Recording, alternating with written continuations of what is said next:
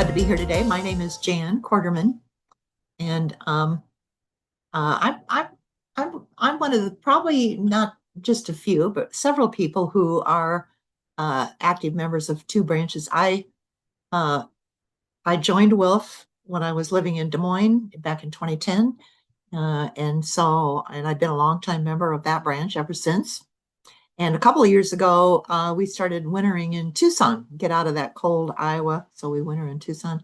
So I'm very fortunate they have another active branch here. So when it comes to peace and freedom and big ag and big military industrial stuff, I can touch all of it.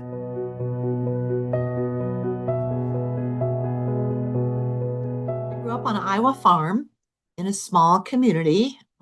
We were 3,500 people. I went to a country school, a one-room schoolhouse, until the 6th grade, when I moved to town school and interacted with all the kids there. So that remains a large part of my roots. I also, my mom and dad were both in the war. So World War II, my mom was in England, London, when she met my dad, who was a soldier, and she was a volunteer for the Red Cross. That's how they met. They met New Year's Eve at a Red Cross dance. The soldiers came in from their base and had a few hours of celebration together. And that's the night my mom and dad met. So I think that would have been, let's see, they got married in 45, so it must have been 44, I guess, somewhere along there. They got married still in England, and then mom came over and joined dad on the farm. Just a funny story about this. She talked about coming to the city at Sac City, Iowa, is where I grew up. And so she was born and raised in London. So she thought, well, this will be fine. I'm going to a city, and I'll feel at home there. But it was a lot different. London was a lot different than a rural community in Iowa. But she did very well, thanks to family and friends and everybody else. Women were treated differently than men, and you see a lot of that in farms. One example was 4-H. The girls 4-H, we did cooking and sewing, and if we won anything, it was a ribbon, a blue ribbon, which was fun, but it was just a ribbon. If you were a boy and you were showing your sheep or your calves, your prize was cash. So started seeing those differences there. So it's always been important to me to raise women's voices, to be part of organizations that speak from a feminist perspective. And boy, there's no better example of that than the Women's International League for Peace and Freedom. So I'm glad to be part of it for that reason too. So in Iowa, we're a farm state, and we have a lot of our members who are farmers' daughters and who grew up on a farm. And we've seen a big change since then. And I guess this brings me to one of the reasons why I think WILF is so important, because it's a peace organization, and we're focusing on how to have less wars, and doing that with feminist dialogue and talking about why it's so important that we have dialogue. But we also find that so many things spin off from wars. And one of those is, ecological disasters and climate change, and the division between the very rich and average working class people. So all of those things come together, I think, in WILF. One of the things people say is, well, you talk about so many things. Well, unfortunately, how we treat each other, how we work with other countries, how we interact with women, how we interact with people that move to our country from another country, all those things are so related. So yeah, we do talk about a lot of things, and I'm happy to be part of those conversations. One of the ways we have our conversations is through the Raging Grannies, and it's a fun way to get our message across. It's a fun way to protest things that we're not happy about, the things that we want to change, and it's a big way that we power change. We didn't invent the Raging Grannies; that they actually came to us from Canada, and I don't remember how many years ago, 30 or 40 years ago, they sang, and the object is you sing uh, different words to well-known tunes and get your message across that way. So with stopping confined animal feeding operations, that we did that with Home on the Range. So we use that song, that old favorite, Home on the Range, and we sing a song about stopping confined animal feeding operations. So I think it's one of the ways that WILF gets its message across, and I enjoy being part of that. Bug them up there. We have a special treat. The Raging Grannies are going to join us real quick for a song. Good morning, everyone. So glad you're here, and I'm so glad to be here, though I'm not glad about the reasons we have to all be here today. My name is Jan Hill, and I'm part of the Women's International League for Peace and Freedom here in Des Moines.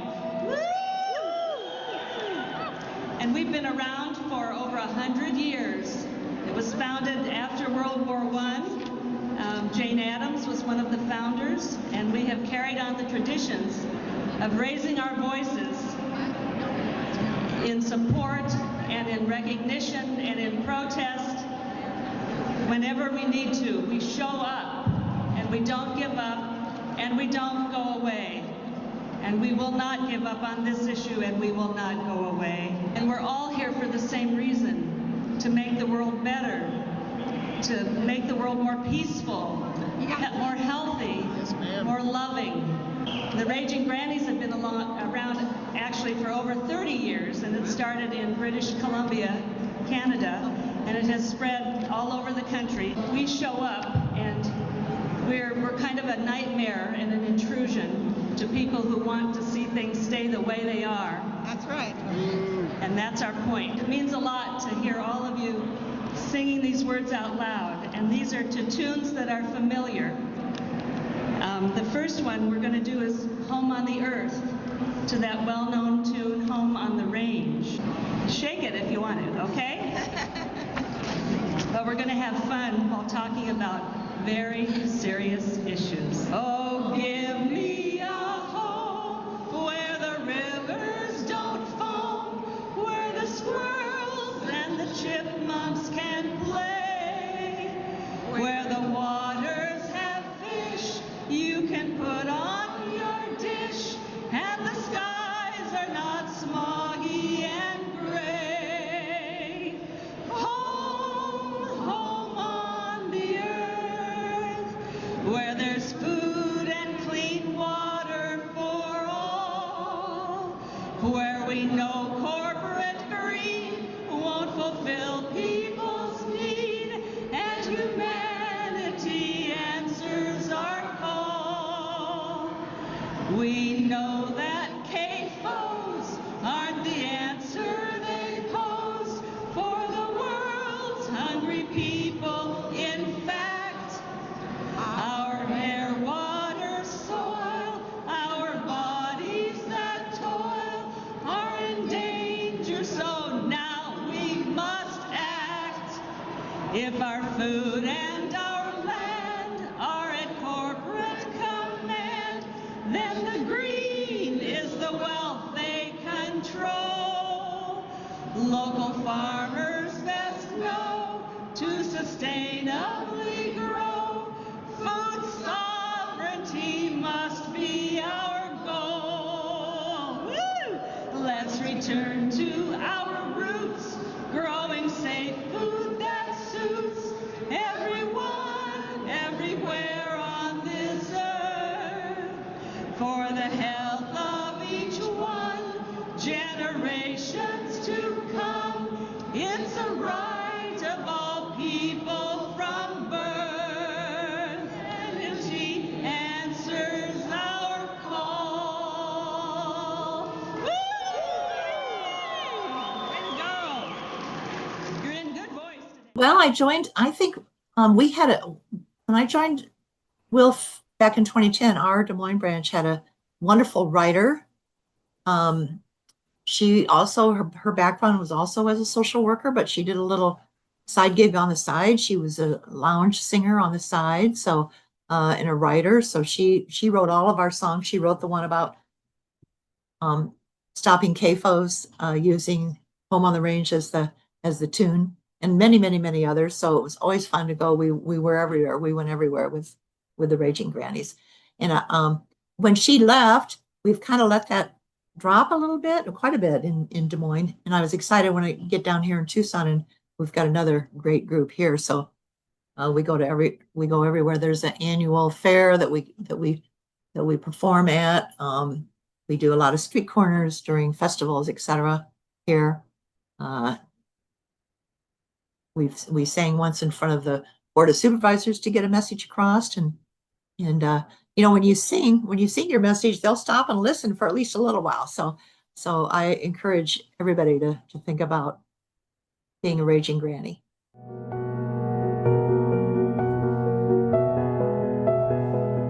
First major job after college was with as a social worker, and it was at the time when we were getting public employees were able to form collectively a collectively bargain for wages and wages and benefits and other terms and conditions of employment. So I was involved in that at that very basic entry level in the 70s, and I became the first chair of our local union back in Iowa as a social worker, along with all my coworkers.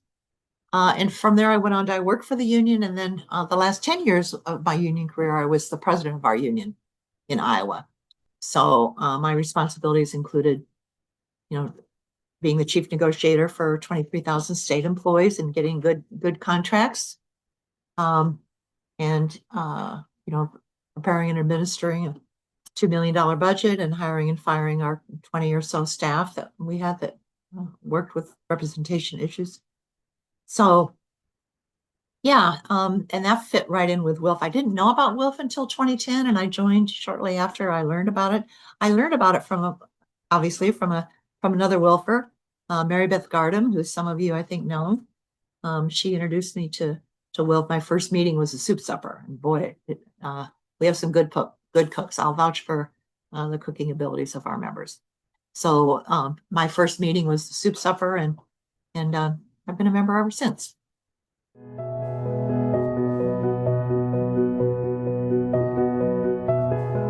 I think because we're in Iowa, we're very concerned about our Earth's democracy.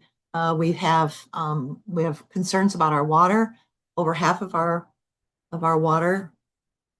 waterways here in Iowa, or back in Iowa, I'm in Tucson now, back in Iowa, are impaired. And a lot of that impairment is from industrial ag. So again, it's a matter of not treating workers fairly, not treating the ground fairly, not treating animals fairly. So I think you'll find here in Iowa and a lot of Midwestern states that that's a big issue for WILF members, and it's a real connection to WILF, the whole Earth democracy issue. The Golden Rule is a ship that was it actually sailed Veterans for Peace, set sail with it, and they did that back in the 40s and 50s. They went to the Marshall Islands to try to prevent nuclear testing there. So then it sat unused sat in a dock for many years. And a few years ago, they revived it. It happens to be a WILF member from the East Bay area, San Francisco area, that planned this whole trip, and I was able to be part of it. But the Golden Rule sailed all down the Pacific coast, all the way through the Panama Canal, all the way up the Atlantic coast, came in through the St. Lawrence Seaway, and then floated all the way down the Mississippi, all the way from Minnesota, down to New Orleans. And I was able to be a deckhand for just a short part of that. It was very fun. It was very educational. Vets for Peace are a vital organization when it comes to peace, and they did a great job of introducing themselves at every port, having the mayor. They got an award from every support large and small.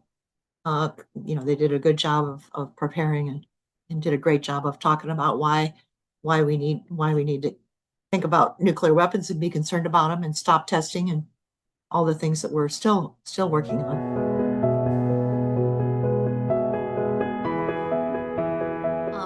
The Middle East Peace and Justice Action Committee, I first learned about what was happening in East Jerusalem, the West Bank, and Gaza early in my WILF membership. And I became a member of the Middle East Peace and Justice Action Committee that WILF has. And we also have a big contingent of peace activists in Des Moines and in Tucson that are working hard for peace for Palestinians. I was able to take a trip that was very informative for me.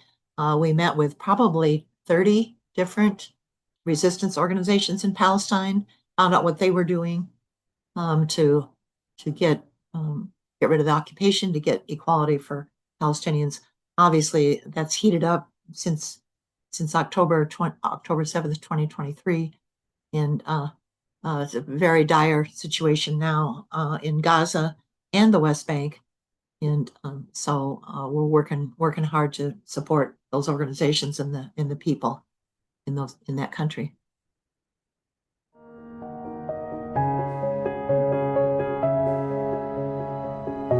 That comes from my union background, because organizing is something that we do as a union, and we do it with a lot of other people. We form coalitions and do it with a lot of other people. So, membership work fits right in with that. And so I've been a part of the membership committee for as long as I can remember. We do a good job in our branch of welcoming new members to our branch, and I want to point out that building membership has as much to do with welcome them after they join as it does getting people to join with us. So I'm really happy to be part of that. I work with Eileen Krakowski, who's the development chair on our board. I served on the board from 2017 to 2023 as treasurer. So I have a real feel for our board and our members decide what we're going to do, and then as a treasurer we come up with how we're going to pay for it. So it's kind of one of those relationships. I was excited when Diane and I ran as co-president for WILF, and we did that in 2023. Unfortunately, that didn't go the way I had hoped. So I know that hasn't stopped either one of us. I know Diane's taken the job as recording secretary on the board. I've now signed up to be treasurer again. So that not being successful didn't stop us.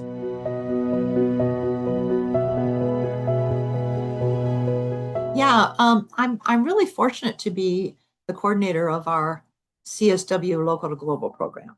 And the CSW is the largest forum for international women that comes together every March at the UN. The goal of the CSW is to lift up women's voices, not just when it comes to a war, although it's very important that diplomacy and that have that feminist voice behind it, but in every area of life, whether it's farming or whatever the issue may be. So we try to send at least 4 seasoned WILF members to join us at the CSW every March. So I encourage people to apply for that spot and join with us at the CSW at the UN.